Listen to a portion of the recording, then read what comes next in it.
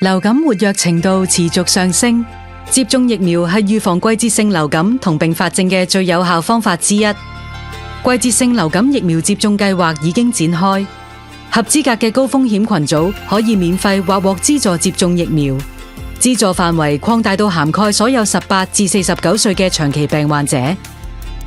除咗經參與疫苗資助計劃嘅家庭醫生接種疫苗，6個月至未滿2歲嘅兒童亦可以去衛生署母嬰健康院打針，而年滿2歲嘅學童就可以經學校外展計劃喺學校打針。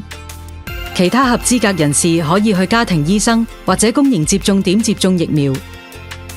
年滿18歲嘅合資格人士要登記咗醫健通先可以免費或獲資助打針。1年打1次，宜早不宜遲。保護自己同屋企人，盡早接種流感疫苗啦。每個人嘅情緒總會有起落，可能嚟自學業、家庭、工作或者健康。諗唔通嘅時候，不如搵人傾下。只要你想講，我哋都願意聽，同埋搵合適嘅人幫你手，行出第一步，或者睇到更多可能性。情緒通18111。我想有強健嘅體魄。我希望屋企人身體健康。咁一齊支持人口健康調查啦！隨機選中嘅住戶會收到邀請信，獲邀住戶可選擇填寫網上問卷或接受家訪。部分受訪者會被邀請免費做身體檢查，資料收集後會嚴加保密。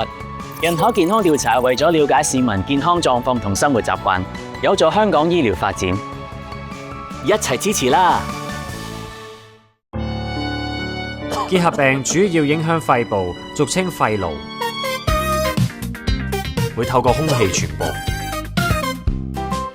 結核病從未喺香港絕跡，每年仲有幾千宗新症，症狀包括持續咳嗽、咳血、發燒、盜汗同消瘦。咳咗3星期就要睇醫生。衛生署胸肺科診所提供免費結核病診斷同治療，上胸肺科網頁了解多啲啊！